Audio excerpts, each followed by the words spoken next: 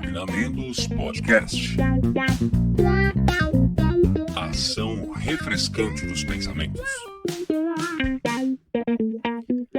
Olá, notável ouvinte, vida longa e próspera, eu sou Fernando Pessotto e estamos começando o episódio número 4 do Cognamentos Podcast. E você que já me acompanha de outros trabalhos já sabe que por aqui você vai ouvir sobre saúde mental, cultura, saúde em geral, curiosidades, psicologia e muito mais, né? Então se arruma aí no sofá, no carro, na academia, no busão, onde você estiver e sinta-se em casa. Para começar dando aquela força, já segue nosso perfil lá no Instagram, que além dos posts dos episódios, teremos outros conteúdos, né, em outros formatos, e todos serão informados por lá, então não fique de fora, o nosso perfil é o @cognamentos. E você que já é de casa, se quiser sugerir qualquer tema por aqui, é só mandar um direct lá no Instagram pra gente, fique muito à vontade, a sua opinião é sempre muito bem-vinda. E se puder avaliar o nosso podcast lá no Spotify, vai ajudar muito. É só dar aquelas 5 estrelas e deixar aquele comentário para ajudar o nosso projeto.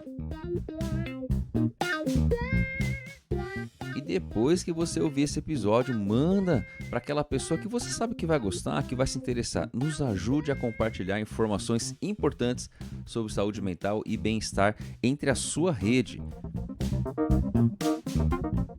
Este é o segundo episódio de uma série de entrevistas que vão rolar por aqui. O nosso convidado, o Dr. Fabian Rueda, além de um nome muito importante na psicologia brasileira, mesmo não sendo um brasileiro, né? Bem, agora ele é, que já se naturalizou brasileiro, mas além disso, ele é um amigo de longa data, que eu posso dizer que é um dos responsáveis por hoje eu viajar pelo Brasil dando curso sobre avaliação psicológica e outros temas, né? Ele é um dos responsáveis e é um autor de vários testes aqui que nós usamos no Brasil, vários testes psicológicos, então você precisa conferir esse bate-papo que tá demais, então vamos lá, vamos nessa.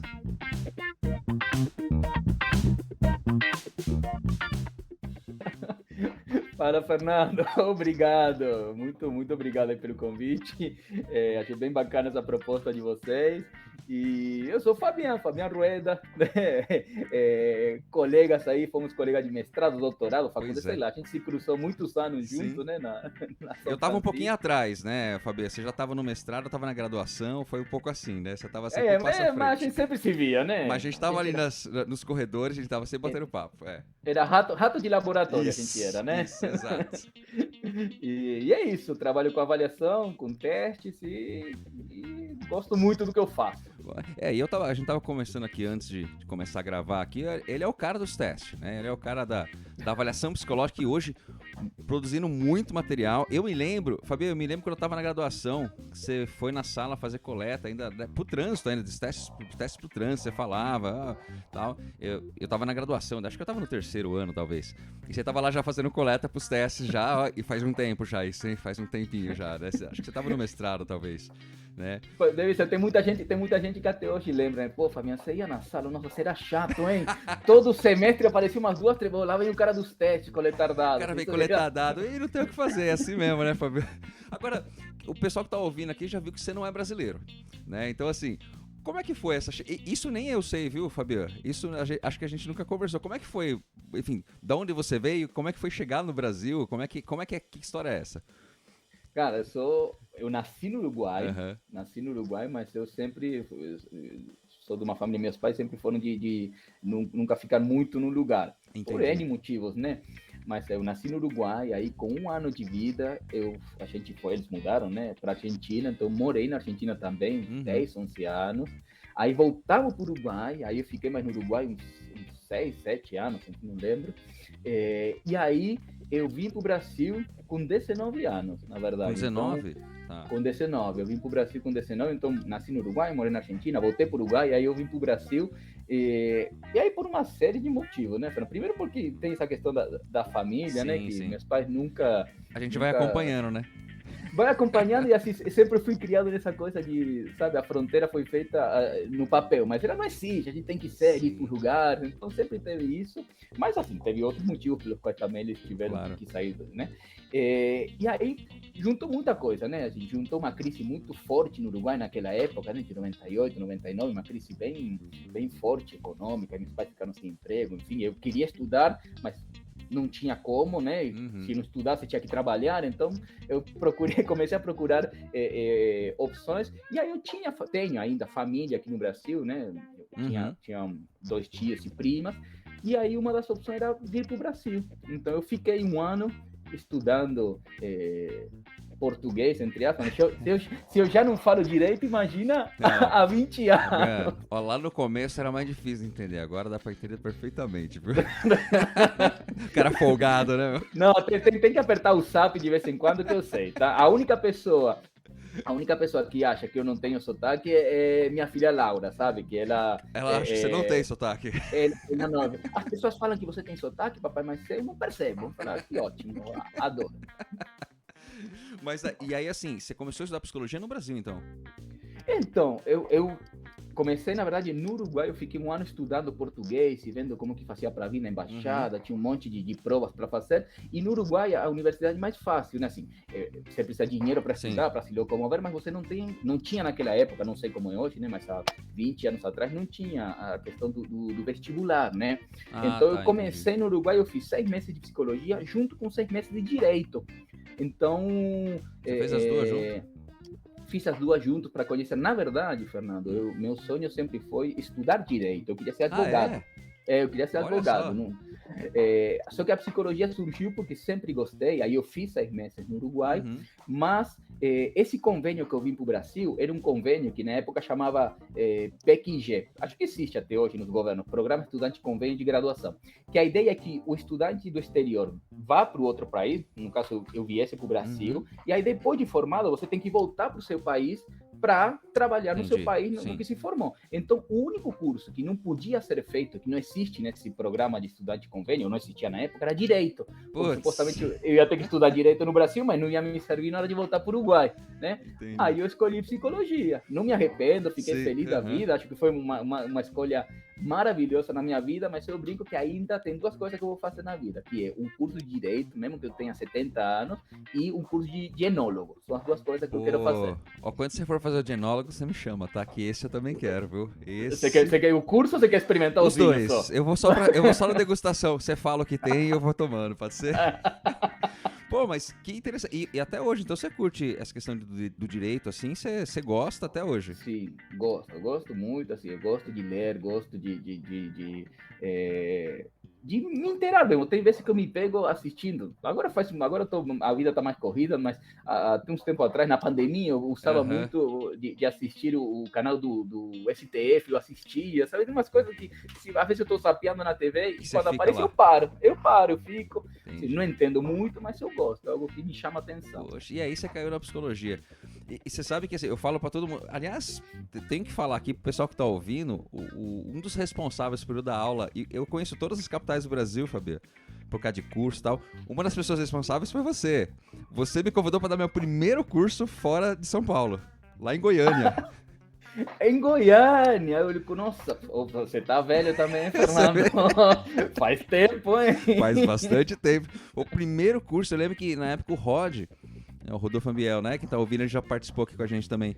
Ele não podia dar um módulo e tal, ele não ia mais estar naquele módulo e tal. Aí você falou, vou chamar o Fernando, ver se ele tá afim, né?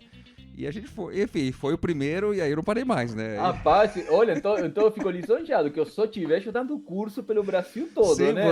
Você é um dos responsáveis, não tenha dúvida. Que bom. Tem a dúvida. E depois na própria pós, a gente vai chegar lá, mas na pós do trânsito da São Francisco, né? Você é verdade, isso é verdade. Eu também fazia orientação dos TCCs naquela época, né? É verdade. Nossa, aquela pós coordenamos muito, mais de 400 alunos. Nossa, formou na São Francisco. Era o tempo todo, né? Era o tempo todo, aluno entrando, saindo, nossa, a gente chegou a ter 5 turmas ao mesmo tempo de psicologia do trânsito, a gente não ficava louco. Eu lembro, eu dava aula, acho que 2 vezes por mês eu dava aula, lá em Campinas, em São Paulo, Campinas, né? Mas assim, e aí, eu tava falando de aula porque eu sempre falo para meus alunos, assim, quando eu entrei na psicologia, eu tinha certeza de algumas coisas que eu não queria, que era a psicologia clínica, avaliação, e dentro da avaliação, trabalhar com projetivo. Essas 3 coisas que eu amo hoje, né, que eu faço e adoro hoje, né, dar aula, trabalhar com clínica, né, e depois no meu doutorado fui estudar o Varteg, né, enfim, né, estudar o Rochat. É verdade. Então, enfim, é aquela coisa que você vai conhecendo um pouco. Você já tinha ideia de avaliação quando você entrou na psicologia? Porque assim, você Nada. desde o começo, pelo que eu tô entendendo, tá dentro desse processo de avaliação, talvez até pelo fato do mestrado ali, né? Mas você fez a graduação aonde, Fabiano? Na São Francisco, eu fiz A sua tudo na graduação São foi lá? Francisco. Nossa, eu não Eu sabia. fiz graduação na São Francisco, mestrado e doutorado, tudo na São Francisco. Tá, entendi. Olha, eu achei que você tivesse feito a graduação em outro lugar. Não, inclusive, quando eu vim para o Brasil, esse convênio, eu podia vir ou para São Francisco, que eu não pagaria, teria bolsa, ou eu podia ir para a USP. E na USP, sendo pública, eu moraria no alojamento dos estudantes, né? Na moradia estudantil. E aí, isso aí foi um pedido dos meus pais. Na época, eu era muito novo, né? Sim. Pô, mal falava português, era muito novo. Eles falaram, Fabiano, faz um esforço, a gente tenta te ajudar financeiramente, porque na São Francisco era particular, eu tinha que manter, né? Não tinha moradia. Aí, mas não vai para a USP, São Paulo é muito grande, então foi... O medo da cidade grande, né? Pois é, aí, imagina, Montevideo, 1 milhão de habitantes, eu fui para São Paulo com 15. Aí foi por isso que eu fui parar na São Francisco. E aí, bom, aí é mais compreensível porque você foi para avaliação, né? Porque ali... Não, e na verdade, a avaliação, Fernando, eu cheguei na psicologia, não sabia de fato, acho que como 90% dos que entramos na psicologia, a gente acha que existe clínica só, né? Clínica consultória, isso. Né? Mas aí eu conheci uma série de outras áreas, e eu sempre faço questão de reforçar, inclusive alguém que teve muito a ver com a formação do Daniel Bartolomeu. Sim, aí, meu sócio, grava sempre seu aqui. Sócio, É que tá estranho, né, Fabiano? Meu sócio, né? Meu sócio, o Daniel, gente, a gente conhece o Daniel de outros carnavais, né? Meu sócio, Daniel. Mas eu tive um professor no primeiro semestre, que foi o Fermino Sisto, que inclusive foi orientador do Daniel também, foi orientador meu de mestrado e doutorado. Eu tive aula de psicometria com ele. Pois é, na época, nesse primeiro semestre, ele me deu psicologia do desenvolvimento, e ele era Piaget, né, Piagetiano roxo. Roxíssimo, né? E me chamou para fazer iniciação científica, e eu fui, né, assim, sem saber o que era, eu estava o dia inteiro sem fazer nada, né, porque a aula era só de manhã e estava tentando aprender português, e aí eu comecei, e foi quando o programa de mestrado, né, eu entrei em 99, em 2000 abriu o programa de mestrado na São Francisco, então ele estava muito nessa pegada de avaliação, e ele trabalhava, né, estudou psicometria na Espanha, e aí ele me levou para o ICE, essa questão de psicometria, e aí foi aí, assim, uma coisa levou a outra, e assim, nunca, eu digo que desde o primeiro ano já sabia o que queria fazer, sabe? Mesmo não conhecendo e não gostando. Então foi assim que rolou.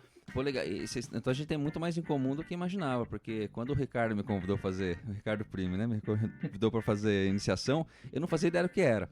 Mas como eu tocava, ele falou assim, a gente vai estudar um negócio de música, habilidade musical, então eu vou, não tem problema, né? Deve ser legal, né? Aí deve ser bacana, né? Mais ou menos isso, né?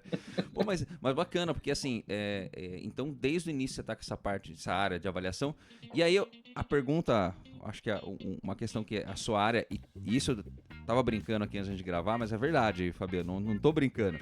Eu fui dar um curso, eu falei pra você, eu tava em Brasília algumas semanas atrás, né, dando um módulo, abrindo uma turma de pós-graduação, e eu comentando com o pessoal, eu falei, não, então, porque o Fabiano, vocês conhecem o Fabiano? Todo mundo, Fabiano. Aí falaram assim, eu falei, então, Fabiano, eu conheci ele desde a graduação, desde que eu tô... Nossa, você conhece o Fabiano, não sei o quê. Então assim, eu não tô brincando. Agora eu te chamei e falei, eu vou fazer uma entrevista, que é o cara que tá aí, sobretudo na área do trânsito, né, acho que você tem uma inserção muito grande. Né, assim, tanto nas regulamentações, quando começou a pós lá na São Francisco, que a gente tava falando, como é que você foi pro trânsito, cara? Como é que tá isso hoje, né? Porque assim, eu sei que mudou muita coisa, né? Hoje eu não tô nem dando aula mais desses cursos, mas assim, eu sei que você teve uma responsabilidade grande, inclusive em regulamentações que aconteceram por aí, né? Sim. Na verdade, Fernando, acho que tem muito a ver também junto tudo, sabe? Essa questão dos testes que eu sempre gostei. E, na época, eu lembro até hoje, em 2003, Fermino Sisto, né, que era meu orientador, também começou com essa questão de construir testes, né, e um desses testes, que foi o primeiro que eu construí, que agora ficou desfavorável no final, 31 de dezembro, eram testes ASAD, que inclusive o Daniel Bartolomeu era coautor, né? A gente éramos coautores, né? E eu acho que aí eu peguei o gosto, sabe? Assim, peguei o gosto, primeiro pela construção de testes, de fato, foi o primeiro teste que, na verdade, eu não construí, eu participei e eu aprendi, né? E eu acho que pela área, eu acho que aí foi que eu peguei muito gosto pela área. Eu não conhecia, como eu tirei carteira no Uruguai, quando eu vim para o Brasil, eu só fui tirar minha primeira primeira habilitação há 3 anos, aqui no Brasil, né? De fazer avaliação psicológica, que foi até muito engraçado, depois eu te conto. Foi muito engraçado. Foi mais aluna que caí para eu fazer a avaliação. Enfim, e aí, enfim, conheci essa área, e aí foi uma coisa que me chamou muito a atenção, de como essa área era, na época, hoje ainda é, mas melhorou muito, né? Mas como era uma área bastante questionada dentro da própria psicologia, como era uma área muito esquecida, porque de fato era uma área esquecida, que ninguém falava de psicólogo do trânsito, né? Mas, poxa, era a área, e é até hoje a área que, se você pegar no Brasil, 10% passa por psicólogo, né? Mas praticamente 100% passa quando vai tirar CNH. Então, é aquela coisa, poxa, a gente precisa, né, dar ferramentas para que esse profissional, de fato, possa fazer um trabalho diferenciado, porque isso vai contribuir com que a população conheça, né, o trabalho do psicólogo, sem contar, né, os benefícios para a saúde pública e todos os benefícios sociais, né, que a avaliação do trânsito traz.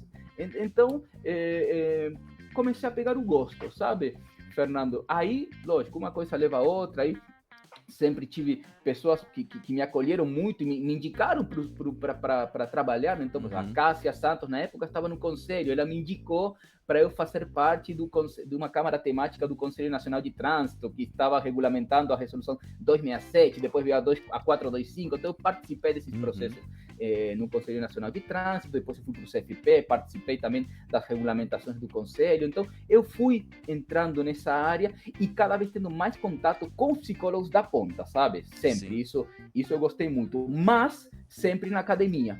Então eu sempre tinha esse gap, sabe? Assim, eu estou na academia, eu vejo quais são as dificuldades, mas há uma distância ainda entre quem está na academia e na prática.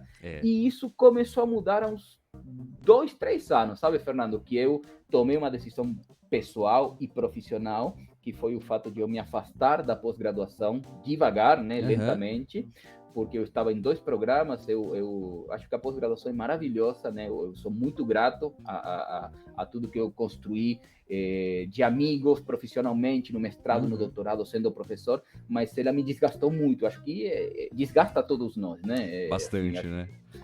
E me desgastou muito em termos de saúde também. Eu tive problemas de saúde, então quis me afastar. E hoje em dia eu estou muito mais próximo de quem está na ponta, sabe? Hoje trabalho muito mais com cursos, e assim, eu vejo as dúvidas, as pessoas falam comigo muito no tete-a-tete, no Instagram, direto comigo.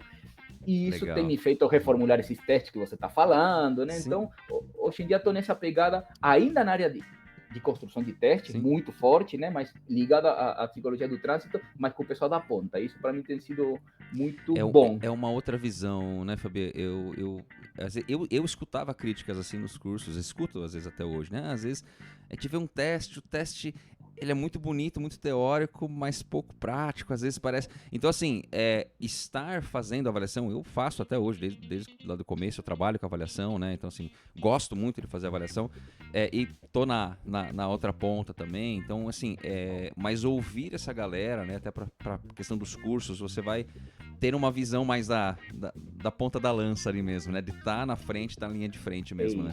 É isso. E sabe, Fernando, uma coisa que eu acho bacana, que a gente eu pelo menos não percebia quando estava lá, enfiado no doutorado, né, dando aula e falando com acadêmicos, né, que muitas vezes a gente se preocupa e se preocupava, e totalmente válido e muito necessário, mas a gente pesquisava e publicava, mas essa publicação ela pode reverter, e esse é o objetivo da publicação, que ela reverta em políticas públicas, né, isso é importante, mas eles não chegam de fato como a gente gostaria no pessoal da ponta, né? E hoje eu percebo que essa relação com o pessoal da ponta tem ficado muito mais, pelo menos eu me sinto muito mais útil com esse pessoal, sabe? Assim, eu escuto o que eles me trazem, eu tento colocar em prática o que eles precisam. Então, é outro momento de vida profissional que está muito bacana também. Eu sempre brinco, eu sou eternamente grato pela academia, porque assim, o que eu consegui profissionalmente, 90% vem de lá, então sou eternamente grato. Mas eu brinco com meus amigos próximos que ainda estão na academia, né?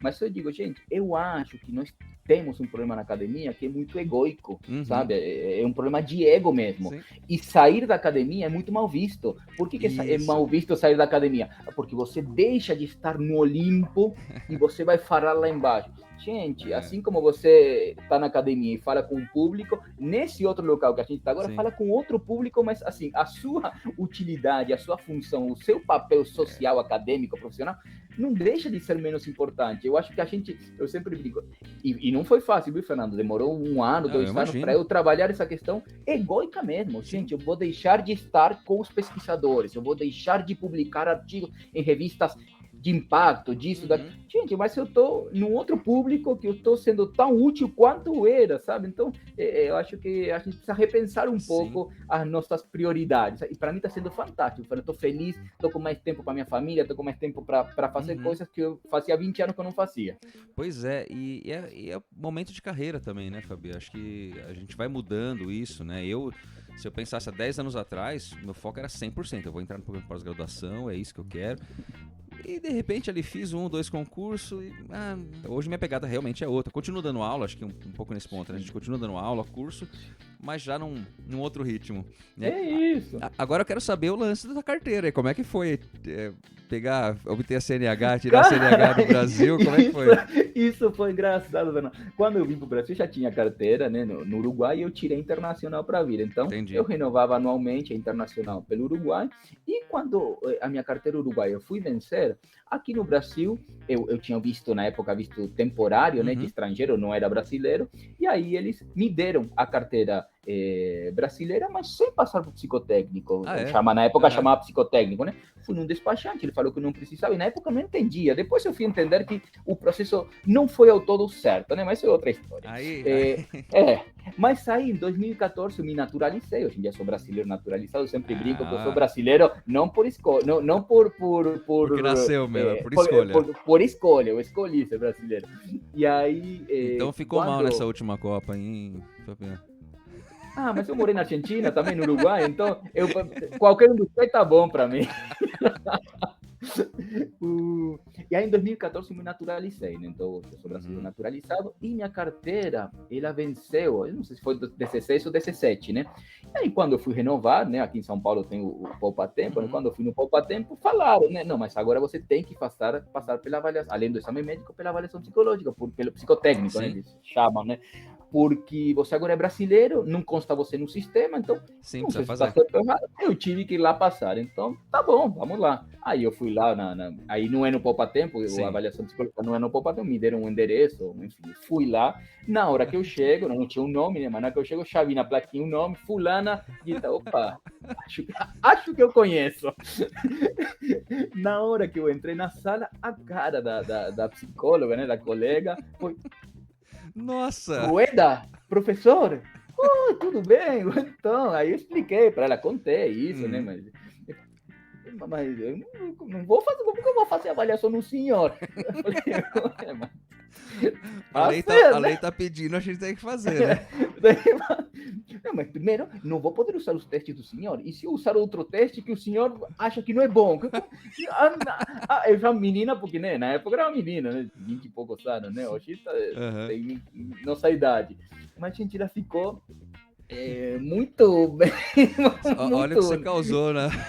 Não, mas aí eu falei, olha, você tem que fazer, né? Inclusive a gente estudou isso no curso, né? Ela tinha feito a especialidade na São Francisco, na especialização de psicologia do trato na São Francisco. Você tem que fazer e é isso. Eu vou responder da forma mais fiel possível. Lógico, tem coisas que eu vou saber, como qualquer psicólogo que trabalha com avaliação saberia, mas assim, um processo que não permite isenções, não permite, tem que ser feita.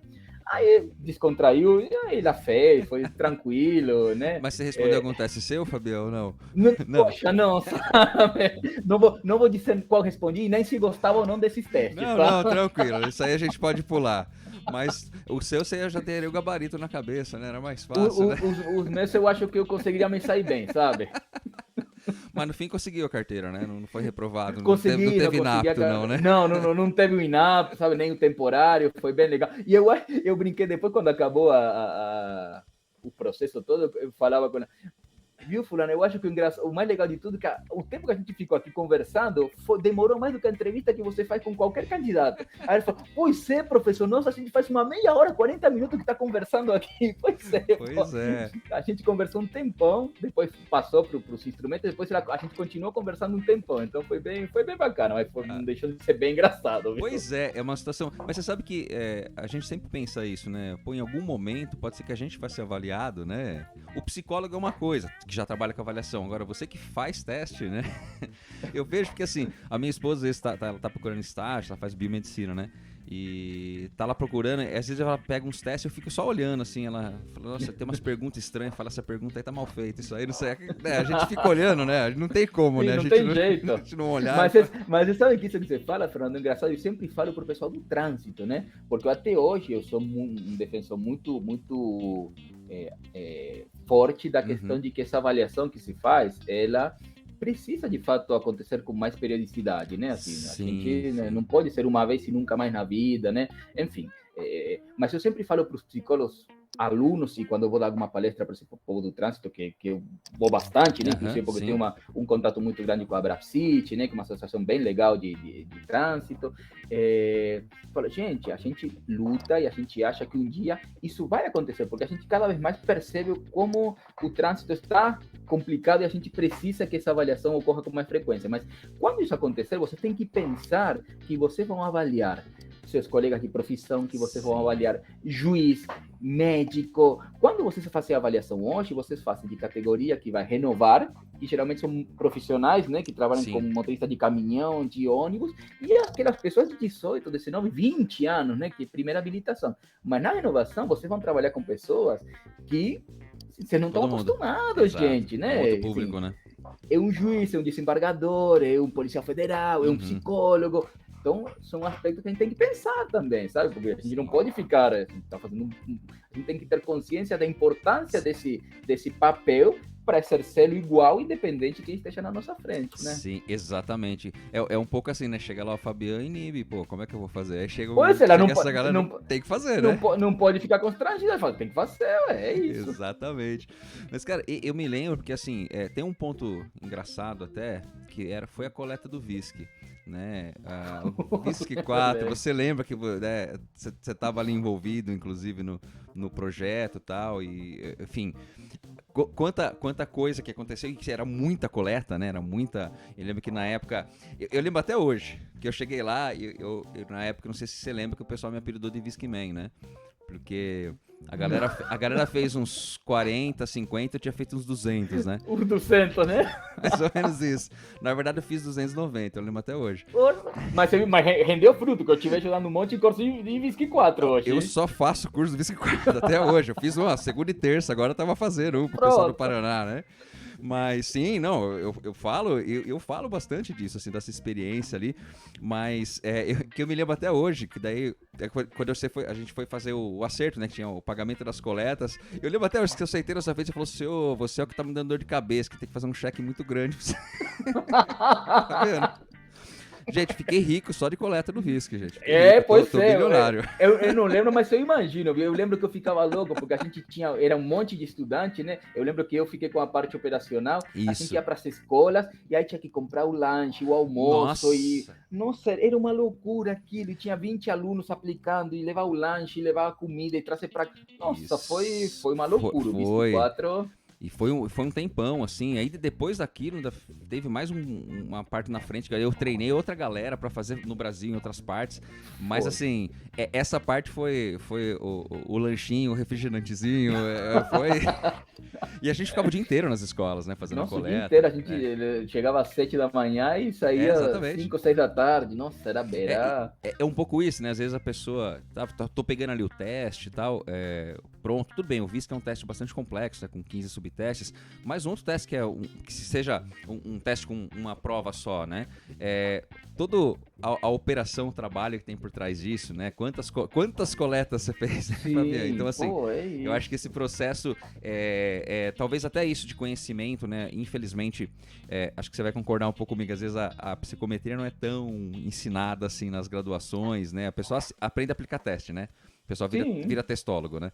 Então, assim, falta um pouco desse processo, né? Inclusive é o processo que, quando eu faço aula, e até na graduação agora eu vou dar essa disciplina, a tarefa da disciplina é construir um teste. A gente constrói um teste do zero, até para os alunos entenderem esse processo, né? Entenderem, inclusive, a importância, né? De fazer de uma forma correta e de entender como ele é construído, né? Não é só ir lá e pedir para responder, né? Não, eu acho que é importante que as pessoas que digam, os profissionais, psicólogos, nossos colegas, né, que as pessoas comecem a conheçam, né, esse processo de construção, né? Quando você fala o Fabiano, que seja, é autor de teste, nossa, ele tem um monte de teste, sim, mas você não sabe o que teve que ser feito para chegar nesse monte de teste, né? Assim, são anos e anos de coleta, né? É acordar cedo para coletar dados e ficar de madrugada trabalhando nesses dados, né? Então as pessoas precisam entender um pouco, conhecer esse processo para perceberem que esse material que chega no final, na ponta, para ele utilizar, tem vários anos, né, de trabalho aí. E cada um vai ter um processo bem específico, né? Uma coisa é você fazer o estudo normativo, outra coisa é você fazer o teste do zero, né? Enfim, toda essa parte. E assim, eu acho que, aproveitando essa parte de pesquisa e de estudos, eu até me lembrei de uma coisa que foi quando você lançou o TPIC-M. A gente estava num congresso que, se não me engano, era do IBAP, era em Campinas. É porque, assim, eu me lembro da situação que ele estava assim lá atrás, a editora estava lá vendo, ele estava lá atrás, você foi lá, achei tão engraçado, você foi lá, deu uma olhadinha, pegou o teste assim lá do fundo, colocou lá na frente, assim, tirou os outros da frente, bota o meu teste, que você tinha acabado de fazer, acho que não sei se uma mesa redonda, falaram alguma coisa, coloca na frente aqui, né, caramba? Assim, eu não lembro, mas eu concordo que eu devo ter feito sim, porque eu penso, trabalhei tanto, meu amigo, eu acabei de lançar, mas eu pensei uma coisa, o cara acabou de falar, o teste dele tem que estar aqui na frente, né, meu? Tinha acabado de falar disso, né? Agora, assim, você já deve ter passado por várias histórias também, dentro de processos de coleta, de construção, tanto peculiares, né? Você tem alguma que você possa contar e que você sabe, assim, que foi diferente, ou que aconteceu alguma coisa, foi engraçado, ou sei lá, foi trágica, sei lá. Cara, você sabe, assim, de aplicação de coleta, eu não lembro de situações específicas, só lembro que a gente brincava muito, né, de que acontecia de formas gerais, assim, eu lembro das pessoas brigando com a gente, pessoas assim, colegas mesmo, né, a gente entrar em sala de aula em escola para coletar dados e ter estagiário da universidade brigar com a gente porque a gente queria tirar eles do estágio, muitas coisas, assim, de coleta, assim, específica. Não, o que eu tenho muitas anedotas, Fernando, que isso é engraçado, que tem a ver com o meu sotaque, né? Eu passei por várias situações. Eu lembro de uma, não sei se eu posso falar, mas eu lembro de uma.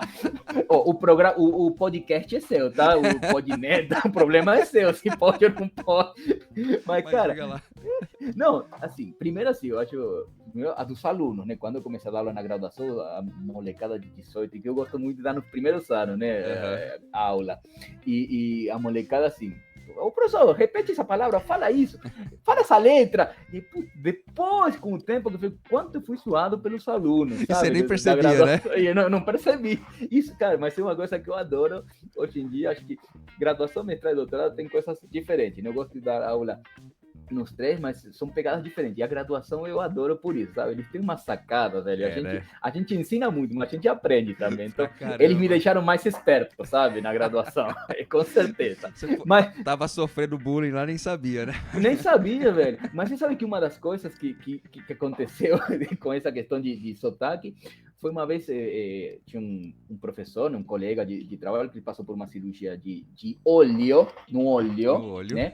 Só que na época, né, um dos processos que ele teve que fazer cirúrgicos era trocar o óleo do olho, sabe?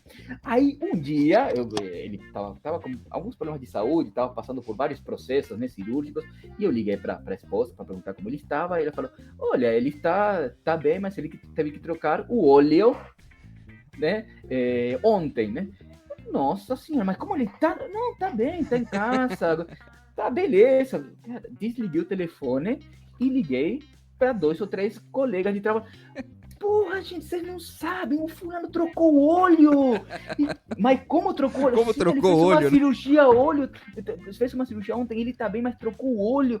Cara, isso daí Isso aí foi, sei lá, 5 horas da tarde, Fernando. 8 horas da noite, a universidade toda e pessoas fora da universidade estavam sabendo que o nosso amigo, nosso colega, tinha trocado o óleo, né? Até que alguém ligou, né, para a esposa, até porque não queria incomodar, né? Porque a situação é muito constrangedora. E disse, que óleo? Ele trocou o óleo. O Fabiano que não deve ter entendido. Cara, eu sei que eu causei um rebuliço na universidade e, para além, extramuros na universidade por conta dessa porcaria de sotaque e de ouvido, né? Mas é muito. Olho é muito próximo também, né? Mas você se entende rapidinho. Para um estrangeiro que é difícil. Sim. Pois é. Você sabe que eu me lembro sempre do Xota Tixulha, né? Essa é a brincadeira de sempre. Até hoje, com o Dani, a gente fala do Xota Tixulha. Hoje acho que você fala o J melhor, né? Não, agora eu faço o abecedário tranquilamente. Agora já é brasileiro, né? Eu sei falar a letra J agora. Tá? Olha lá. Antes não era J, não, né? Antes era Xota, né? Os alunos me deixaram espertinho com isso também. Mas, ó, indo pra questão dos testes, você sabe quantos testes já tem, que você já fez, Fabia? O número exato não sei, mas eu acho que eu tenho 12 ou 13 testes. Teste pra Dedéu, hein? Porque na verdade agora faz 2 anos que eu tô relançando, entre aspas, sim, né? TA, COTEA de TA, o TBPA, TPIC, TNR, eles foram totalmente reformulados, então eu não conto como novos testes, né? Porque se já fosse, seria mais ainda. Se fosse, seria mais, mas a gente está eu estou nessa pegada de não apenas atualizar normas, acho que atualizar normas é um processo interessante, mas sim, a gente precisa reformular os testes, né? Ver o que dá para melhorar, então fiquei muito nessa pegada, então estou com, acho que isso, uns 13 testes. Os últimos 2 anos foram todos testes reestudados, na verdade. E acho legal, eu assisti a live, de uma das lives, não sei se você deve ter feito mais, né? Quando você lançou a BPA2, deve ter feito outras também. Mas, várias inclusive, né? Mas uma das coisas que você comentou, e agora você falou de novo, né? Assim, não é só recriar a norma. Para quem é da avaliação já entende o que é isso, quer dizer, eu vou fazer uma tabela nova, uma coleta nova, uma tabela nova, né? E você tá indo um pouco além disso, né? Eu não sei nem se era algo tão comum, você pode dizer melhor que eu, assim, dentro da avaliação, a revisão de normas é ok, a gente tem que fazer, né? Mas você tá com uma proposta de além disso, né? Então, assim, de pensar em reestruturar alguma estrutura, alguma coisa. Da onde você viu isso? Porque você estava na prática, você estava na linha de frente, você estava ouvindo as pessoas? Como é que foi para chegar nisso? Pessoal, isso eu sempre falo, principalmente quando eu falava do TPIC e do TNR, né? O 2, né, que foram relançados, muitas, assim, 99% das mudanças que eles têm são coisas que, ao longo dos anos, o pessoal da ponta, né, foi me apontando, sabe? O TPIC era a questão dos sinônimos, né? De ter problemas com sinônimos, era a questão das normas não estarem muito nítidas em relação ao que pontuava, que não pontuava. No TNR era a questão de, tem essa figura que, poxa, não existe mais essa figura, era uma figura de um retroprojetor, né? A pessoa via, nem lembrava, nem sabia o que era, né? Aí precisava de normas, o TNR só pode ser aplicado aos 53 anos, mas tem pessoas mais velhas que precisam responder, sabe? Então, tinha a questão das normas, mas vindo com um monte de outras dúvidas e sugestões da própria aplicação. A gente queria a correção informatizada, precisa aplicar online. Então, assim, tinha uma série de questões que dava para fazer tudo picadinho? Dava. Eu atualizo normas, depois atualizo o estudo de validade, depois eu tiro uma versão, faço um estudo de equivalência, mas assim, é melhor a gente eu achei melhor demorar um pouco mais nesse trabalho e relançar com tudo, né? Por exemplo, o TNR, que hoje em dia ele pode ser aplicado até os 87 anos, pode ser aplicado papel informatizado, remoto, sabe? Então, foram alterações que foram feitas para, de fato, responder aos pedidos que o pessoal fez ao longo dos anos. Perfeito. E que na academia não tinha tempo de fazer, sabe? Não tinha tempo de pegar e estudar esses testes. Exato. É outra prioridade, né? Você tem ali uma questão até da produção mesmo, né? E que você tem que produzir, né? Então, assim, talvez essa parte de você olhar para prática ali não sobra tanto, né? Até de ouvir essas pessoas, né? Porque não vai sobrar esse tempo, né? Aí que eu sempre falo, a gente continua a produzir, eu continuo produzindo, não produzo o que a academia pede, que é artigo científico em revista A1 internacional, mas eu produzo materiais para quem está na ponta, então... a produção acontece do mesmo jeito, só que é outra, né? hoje você tá assim, você tá dando aula na graduação? Hoje estou com um vínculo na universidade, né? Mas as aulas na graduação estou há um ano parado, isso não quer dizer que eu não posso voltar, mas eu tenho me dedicado mais à questão dos cursos, sabe? De curso mesmo, Estou com muito curso online, curso remoto, eu estou viajando também, mas eu dei uma diminuída, mas eu ainda comecei, na verdade, retomei, até a pandemia eu viajava toda semana, era uma loucura, né? Mas agora eu estou retomando as viagens, mas eu estou com muito curso online, remoto, dos testes, de avaliação. A gente, no ano passado, lançou junto com a Cássia um curso de atualidades em avaliação psicológica, né? Que foi foi em parceria com a editora Vetor, que foi um sucesso, né? A gente teve mais de 1.500 pessoas, a gente está lançando agora um que vai começar em maio, tô dando um spoiler aqui. Que olha só, exclusividade. Exclusividade. Em maio chega um curso aí também, que a gente está fazendo em parceria com a Cássia, que já está praticamente estruturado. Legal. Acho que daqui a 3 semanas começa a divulgação, que a gente acha que vai ser um estouro também, um sucesso, né? Então, tô nisso, sabe? Estou mais diretamente ligado a cursos com o pessoal da prática, sabe? Pós-graduação, profissionais que trabalham nas diferentes áreas mesmo, e dando curso de teste. Sim. Pô, legal demais. E continue indo para os congressos, né? Continue para os congressos. IBAP, Abrapsit, né? Esses congressos não tem jeito, a gente sempre acaba aí. Ali. Sim. E aí você tocou numa questão tanto de curso quanto da prática, que eu acho que é um ponto que a gente estava bem atrasado, né, de forma geral, a avaliação, que era a questão remota, online, informatizada até, né? A gente não tinha nem muita coisa informatizada antes da pandemia, tinha poucas coisas, né? E foi um senso de urgência, né? Eu que estava ali avaliando, quer dizer, não tinha o que fazer, né? Não podia ir, não podia sair, praticamente você não tinha instrumento para fazer online, e hoje já se pensa as ferramentas a partir dessa plataforma, né? Você vai pensar assim, não tem como fugir disso, né? Mas a gente atrasou bastante, né? Nós temos isso hoje em dia, eu acho que ainda temos muito para caminhar, né, Fernando? Eu fico bem preocupado com essa questão da avaliação online, né? Eu sou um defensor da gente aderir às tecnologias, né? Sim. Mas como essas avaliações online... Né? Fica delicado por 2 motivos. Primeiro, pelo tipo de avaliação, né? Porque um contexto clínico é diferente de um contexto compulsório, né? Sim, porque exato. A pessoa que responde tem um objetivo diferente. E tem uma questão que também eu fico pensando, né? Que a gente saiu de uma avaliação psicológica há 50 anos muito elitista, de fato, né? Para a gente chegar e entender que a avaliação psicológica não pode ser dissociada das demandas sociais, da questão da proteção dos direitos humanos, né? E como essa questão da avaliação remota não pode criar novamente um abismo, sabe? Porque assim, a gente tem que reconhecer que no Brasil nós temos uma realidade, infelizmente, que ainda a maior parte da população não tem acesso à internet, não tem um computador. Nós somos uma faixa da sociedade extremamente privilegiada, né? Sim. Então, assim, essa avaliação pode ser feita online? Pode, mas a gente tem que tomar cuidado para que ela não vire, mais uma vez, uma avaliação elitista, né? Que assim, só para quem tem essas ferramentas. Então, eu ainda acho que temos muito a avançar e nunca podemos pensar a avaliação sem pensar a questão social junto, sabe? Sim. Mas esse é um ponto mesmo importante. Eu lembro quando a gente estava, uma aluna, era um projeto mais acadêmico, não era, assim, da disciplina ali da pós, não tinha a ver com a produção, mas quando a gente falava ela fazia muito a avaliação para vigilante, né? E também, eu não sei se ela fazia porta de arma na época, mas para vigilante ela fazia um monte por mês lá em Salvador. E uma das questões de falar, poderia ser, né? Isso faz tempo já, pode ser informatizado. Ela falou, não, a galera que faz lá nem celular tem, né? Não adianta fazer assim, não vai ter familiaridade, né? É justamente esse ponto, né? Você precisa entender a realidade regional, e o Brasil é muito grande, né?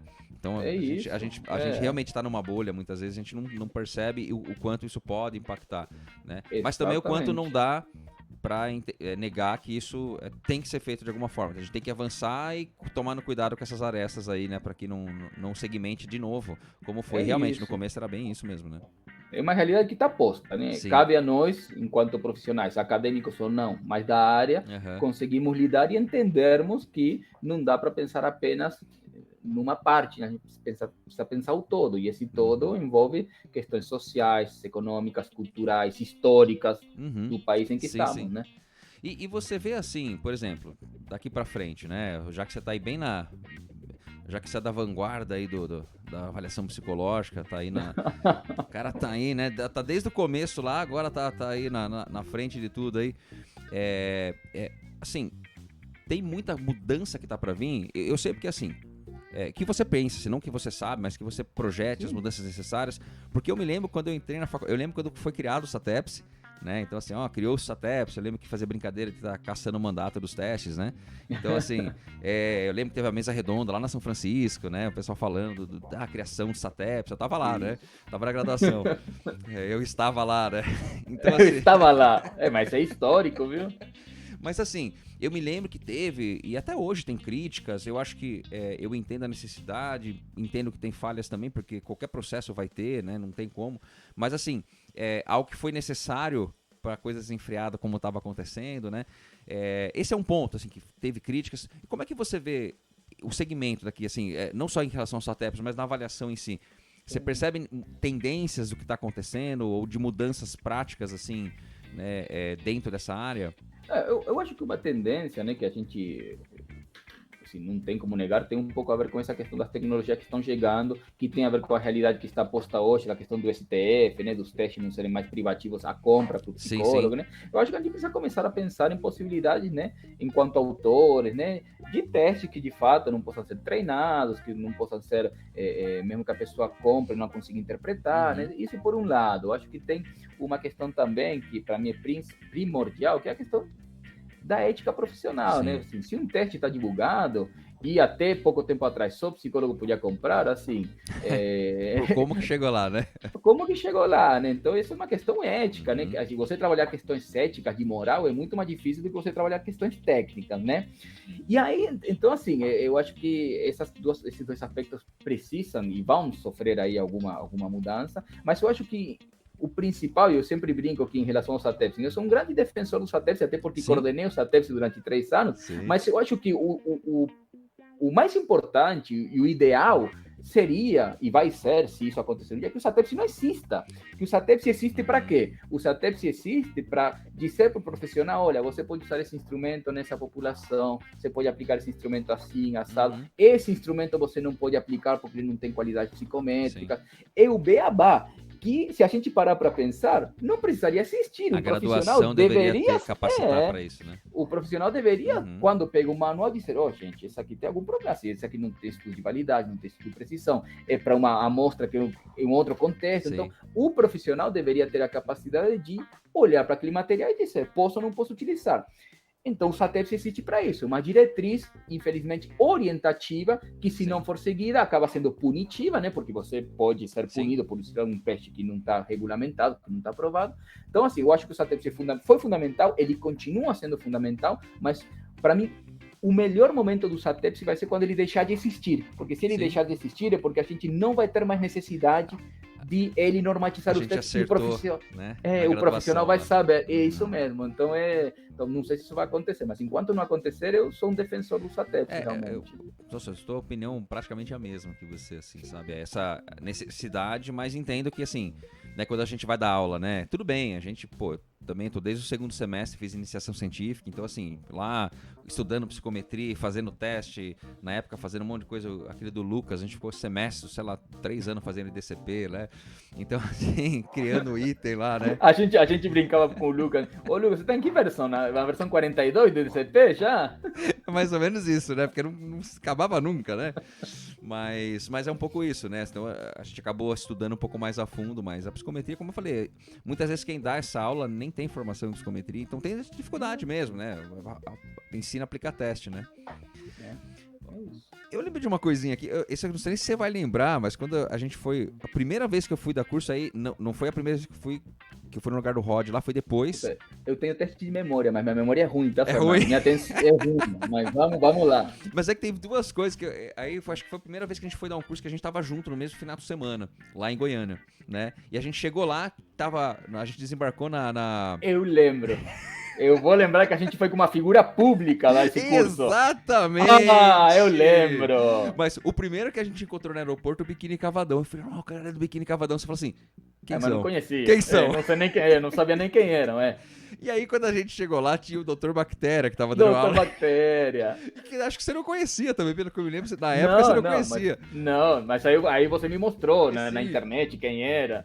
Eu falei, o cara tá na televisão, o cara não sei o que lá. Aí você, tá, tipo, dane-se, né? Mas não conhecia.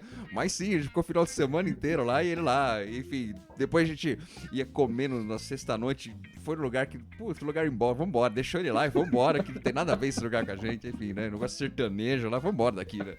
Mas eu acho que eu quero aproveitar esse lado, assim, o que você tem feito nas horas vagas, já que você tá com mais hora? Agora, assim, como que é o Fabinho fora da psicometria, fora da avaliação?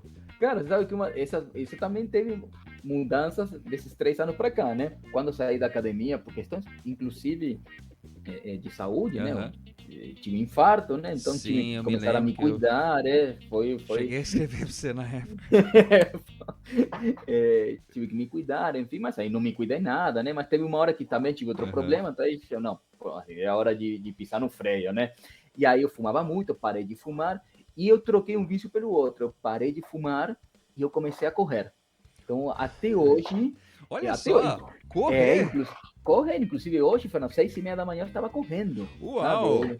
Então, eu olha, corria... dessa eu realmente não sabia. Pois não poucas pessoas sabem.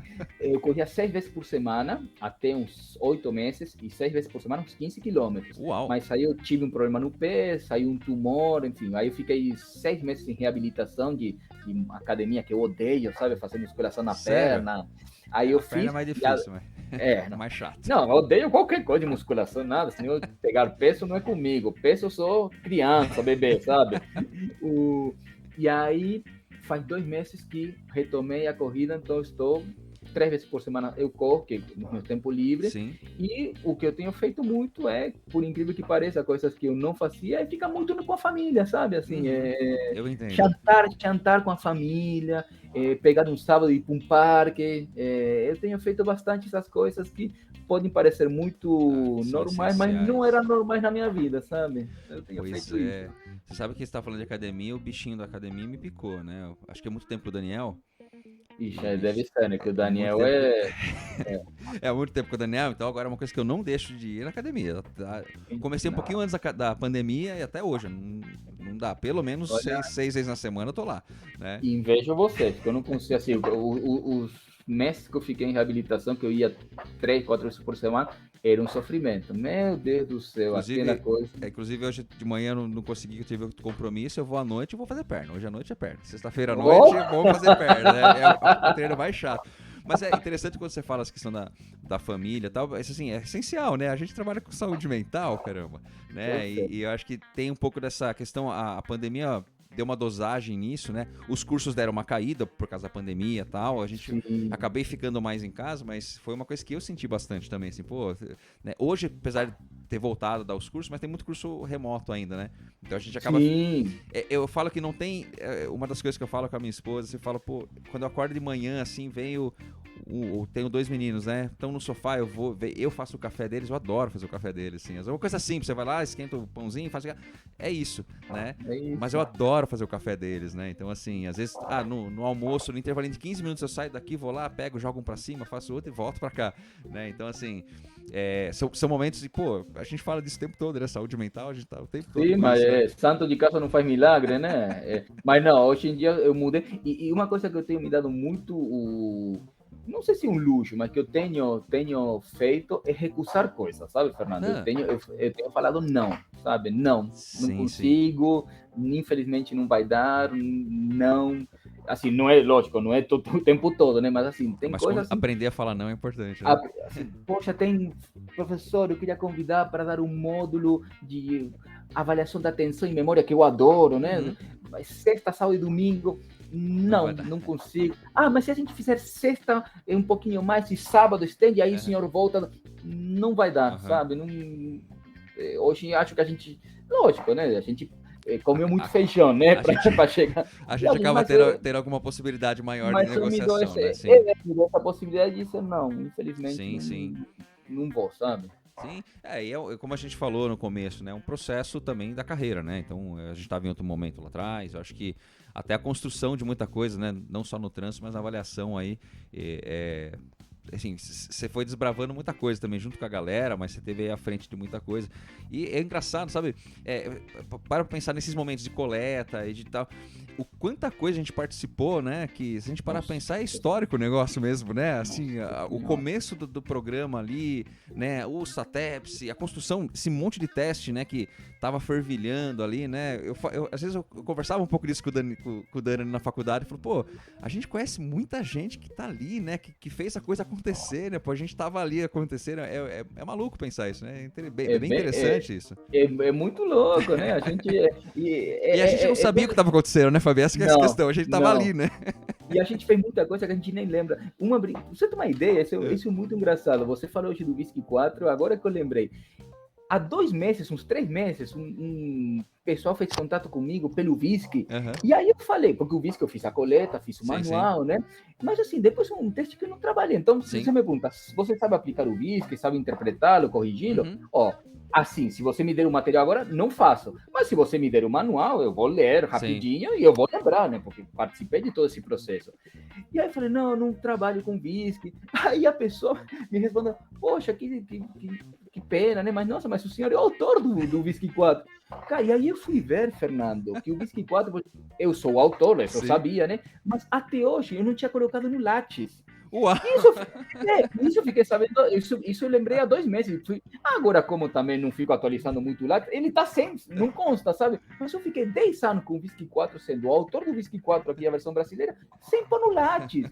E isso aconteceu, acho que aconteceu com todos nós. A gente vai fazendo tanta coisa que às vezes você esquece de documentar e de fazer. É muito louco. São detalhes, né? A gente tá tanto no processo ali que é esse detalhe que a gente nem percebe, né? Então, assim, e vai passando mesmo, né? Cara, pô, demais.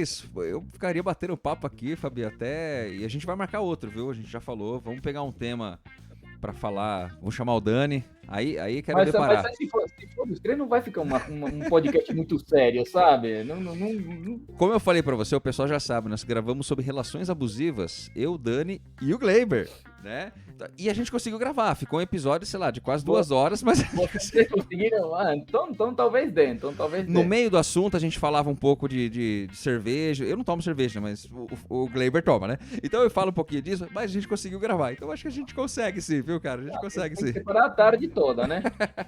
E ó, pra você ter uma ideia, com parceiro, a gente gravou numa sexta-noite, tipo 10 horas da noite, pra você ter uma ideia. Porra, não. Aí o Gleiber tinha que estar com cerveja mesmo, senão não dá sexta-feira à noite. Senão não tinha como, né? Se for sexta-feira à noite, você vai me ver ou com a cerveja ou com uma taça de vinho. Tá tranquilo. Mas, Fabi, pô, agradeço demais, assim, a ideia era justamente, né, as pessoas às vezes veem ali, né, o autor, o Fabian, e eu vou continuar falando. Agora ainda mais eu vou falar, eu gravei um podcast com ele, não sei o quê. Agora vou botar no meu Lattes também. Vamos lá, gravei um podcast com ele, não sei o quê. Né? Eu uso isso como cartão de visita, cartão de entrada, assim, ó, tenho aqui, ó, o telefone dele, ó. Deixa eu escrever aqui pro Fabian. Mas, pô, eu fico feliz mesmo, assim, de você ter gravado com a gente aqui, e acho que é essa ideia, né, das pessoas entenderem ali quem é o Fabian, né, por trás dos testes, tal, desse processo todo, né, o uruguaio argentino, que agora é brasileiro, e enfim, né, o cara que a fronteira pra ele não existe, né, então essa é isso aí, essa tá ideia. no papel. Cara, brigadão, cara, demais mesmo, viu, obrigado mesmo. Não, eu que agradeço, Fernando. Cara, foi muito bom quando você recebeu. Quando você me fez o convite, né? Eu confesso que eu fiquei meio assim, né? Porque, pô, esse negócio de gravar não é comigo. Aí quando você falou, não, mas é uma coisa super descontraída, vou te perguntar de você, vai, então tá. E cara, foi muito bacana, fiquei bem contente. Perfeito. E é isso, a gente é que nem a gente, né? Exato, exatamente é isso, né? É isso aí. Obrigadão, cara. Valeu, até a próxima.